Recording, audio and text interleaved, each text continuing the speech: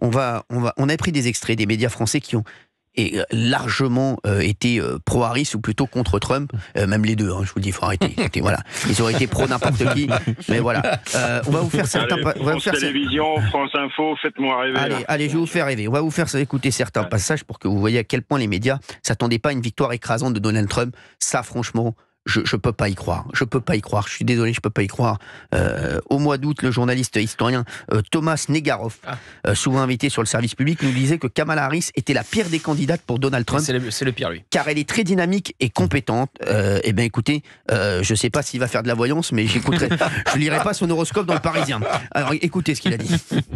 Moi, je pense que c'est la pire des candidates pour Donald Trump. Autant Joe Biden était le meilleur des candidats, parce que le duel présidentiel, c'est toujours un corps à corps.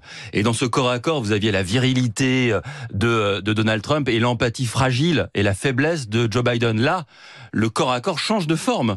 Et vous avez tout à coup un Donald Trump qui non seulement apparaît comme vieilli, mais aussi un vieux mâle blanc face à une jeune femme métisse, très dynamique et compétente sur les dossiers, ça c'est très important. Et dans ce contexte-là, dans ce duel-là de corps à corps, moi je pense qu'il y a beaucoup de jeunes électeurs américains qui hésitaient et qui ne voulaient pas voter pour Joe Biden, qui n'hésiteront pas une... Mais excusez-moi, je vous jure, Stéphane, ce garçon, c'est quelqu'un d'intelligent, ce journaliste et historien. Bien sûr, voilà, bien sûr. Mais, oui, non mais écoutez-moi, comment vous pouvez dire que la candidate Kamala Harris est une meilleure candidate que Joe Biden? Peut-être. Mais comment vous pouvez dire, parce que ce qu'il vient de dire là, le corps à corps avec une femme va être plus compliqué. Il a battu Hillary Clinton. Il parlait de l'âge, surtout. Mais même le camp Trump, quand Kamala Harris est arrivée, le camp Trump a dit on accuse le coup. Arrêtez de défendre l'indéfendable. Mais c'est du bluff, les mecs. Mais vous croyez quoi? Quand il y a eu le moment Harris, le camp Trump a dit comment on fait. Mais Stéphane, je vous jure, Stéphane, quelle naïveté de ces gens. Mais si aurait fait exactement pareil. Vous croyez quoi? C'était normal. Ils parlent entre eux, ils sont d'accord sur tout. Donc voilà, c'est ça le problème. Et puis je vais vous dire, Madame Harris, moi, je suis français, je suis pas américain. Moi personnellement, Madame Harris, c'est le sujet du jour. Bah oui. Mais la pauvre, elle a été parachutée là parce que personne ne voulait y aller. Elle voulait y aller. Oui, elle a tué le match pour qu'il n'y ait personne. Oui, non, mais bien sûr, mais ce que je veux dire, elle a eu 100 jours, mais elle aurait mieux fait de pas y aller, parce que pour sa carrière après, elle aurait mieux fait de pas y aller. Ce que je vais dire, les woke vont me sauter à la gorge, mais c'est pas grave. Moi, j'en peux plus. Des gens, le matin, ils se lèvent, ils sont congélateurs, et puis à midi, ils sont four micro-ondes.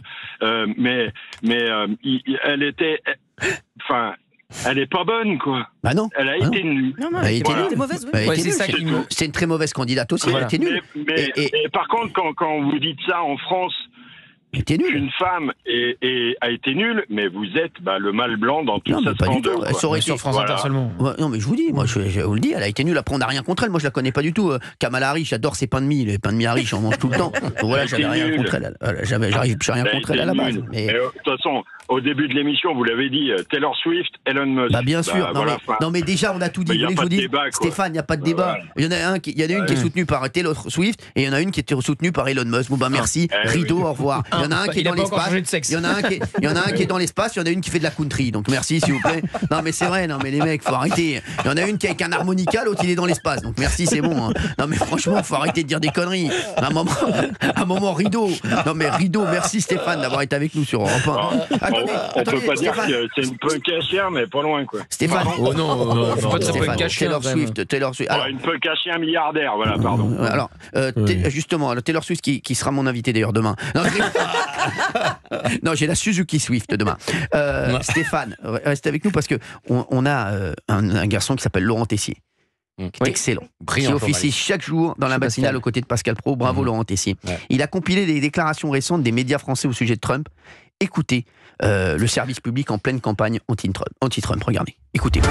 Avec vos impôts, l'argent que vous leur donnez généreusement, un service public en campagne sur France Inter. Quand on lit Umberto Eco et sa définition du fascisme au milieu des années 90, on a quelques points communs. On a d'un côté une féministe progressiste, humaniste, pro-LGBT, et de l'autre un misogyne, conservateur, raciste, homophobe. Et la semaine dernière, ils ont même demandé l'avis d'un grand spécialiste politologue, le chorégraphe Benjamin Millepied. C'était hyper dur de vivre aux États-Unis pendant que Trump était au pouvoir, et je dis ça pour moi, mais ça va être catastrophique s'il est élu. Un service public en campagne aussi sur France Info. Il faut aussi penser que comme il fait le pitre, il est amusant. Quand on pense à Hitler, Moi, j'ai entendu des gens expliquer, des historiens, que Hitler, en fait, les gens le trouvaient drôle. Toute personne censée craint l'élection de Donald Trump. Un service public en campagne sur France 5 le week-end dernier avec le thème « Trump, le nouveau visage du fascisme ». On appelle plein d'experts. Ces arrivées en avion, avec atterrissage devant la foule. C'est quelque chose qu'Hitler a utilisé en 1932. Et encore le week-end d'avant avec une docteure en neurosciences. Il est en parfaite empathie avec son électorat raciste. Le service public, mais pas que. Hier soir, BFM et ce titre « Trump, président, un danger pour la France ». Point d'interrogation, une bonne annonce de l'élection légèrement orientée. L'ancien président plus incontrôlable que jamais ou la vice-présidente qui a redonné espoir aux démocrates. C'est énorme. C'est énorme. Ils sont en campagne. C'est incroyable. Sur la dernière phrase, cette vice-présidente, en effet, à un moment donné, notamment après son débat avec Trump, donner espoir aux démocrates. C'est factuel, c'est pas grave. D'Artigol. Il faut arrêter. Olivier, on vous aime beaucoup. Non, mais c'est vrai. À un moment, vous savez, quand au tennis, on a pris 6-1, 6-0, 6-1, on prend son sac, on va au vestiaire, on va prendre sa douche. Merci. Et on arrête de discuter. Vrai, ce non, mais je vous dis, il n'y a pas d'espoir, aucun espoir. Quand tu as pris 6-1, 6-0, 6-0 au tennis. Le camp démocrate, je maintiens ce que je dis, que le temps...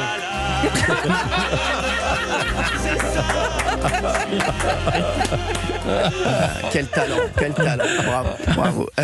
Bon. Stéphane, je vous le dis, moi, quand on prend 6-1, 6-0, 6-1 au tennis, on prend son sac, on va à la douche et on se tait, on rentre chez soi et on va manger du pain d'épices. Merci. Stéphane, c'est insupportable ces gens qui discutent encore. C'est fou. Non mais c'est fou ça. Mais c'est la spécialité. Alors moi j'aime beaucoup Monsieur d'Artigol. Il y a aucun. Oui, on l'aime bien, mais c'est insupportable. Mais c'est toujours oui même. Mais en fait non, 6-0, 6-0. Merci, au revoir. Ils ont pris une déculottée. C'est tout. Merci, au revoir. Allez prendre la douche au vestiaire et puis on vous reparlera. Tout à fait. Voilà, c'est tout. Merci. Allez, merci Stéphane d'avoir été avec nous sur Europe 1. Même quand il dit quelque chose de factuel, le pauvre. Merci. Non, mais c'est bon, ça va. 01 80. On peut réagir quand même à ce qu'on a entendu là, la petite compile. Réagissez à ça. 01 80 20 39 21. Il y a quand même des pépites. 01 80 20 39 21. Cette pépite qui a été faite chez mon ami Pascal Praud par cet excellent journaliste Laurent Tessier. C'est incroyable ça. J'aimerais bien avoir l'avis d'Artigol et de Benaïm, les deux woke, un instant sur ça. Non, mais attendez, d'abord Gauthier, toujours. Il y a un ordre. Voilà. Toujours Gauthier. On fera Gauthier d'abord. Après, on aura Fabien parce que il est petit, il se faufile. Et après, on aura Benaïm et d'Artigol. Cette stratégie médiatique. D'ailleurs, Marine Le Pen, pour le coup, l'a subi aussi. Qui consiste à réduire ad hitlerum tous les opposants et tous ceux qui ne partagent pas la ligne éditoriale de France Inter, c'est absolument insupportable. On peut contester Donald Trump sur des choses factuelles, rappeler le Capitole, rappeler certains propos, mais le comparer à Hitler... J'ai envie de citer Talleyrand, tout ce qui est excessif est insignifiant. Et ce discours-là, je pense effectivement qu'il y a une grande majorité des Français qui n'en peut plus et ça ne marche pas. Ça ne marche évidemment pas avec le RN en France et ça crée de l'urticaire quand il s'agit de Donald Trump aux États-Unis. Et ce qui me choque le plus dans ce que vous avez passé, le précédent extrait de cet historien journaliste Thomas Guéneroff, c'est pas ce qu'il dit sur Kamala Harris, parce qu'effectivement tout le monde l'a dit à ce moment-là qu'elle pouvait réinsuffler un souffle aux démocrates, c'est quand il dit elle est très compétente sur les dossiers, alors que tout le monde a dit qu'elle a brillé par son absence pendant 4 ans à la vice-présidence. Donc là il ne dit pas la réalité, il dit ce qu'il aimerait qu'il se passe. En fait, c'est pas une analyse, c'est un souhait en fait qu'il formule là. Fabien Lecoeur. Moi, je comprends aujourd'hui pourquoi Nathalie Portman, qui habite la patronne, parce qu'on je la vois de temps en temps avenue de la Bourdonnais, je sais pourquoi elle a quitté Benjamin Millepied. Ah oui, vous avez entendu Benjamin Millepied, ce qu'il a dit dans le... il coûtait beaucoup trop cher en chaussures. Non, mais quand il dit qu'il était malheureux aux États-Unis sous le règne de... Oui, non, mais le pauvre chouchou dans une villa 4 façades, avec piscine à débordement. C'est extraordinaire aussi. Non, mais c'est bon. Et va acheter des bottines quand t'as mis le pied. C'était vraiment très dur. Va chez Saranza. Il te faut un podologue.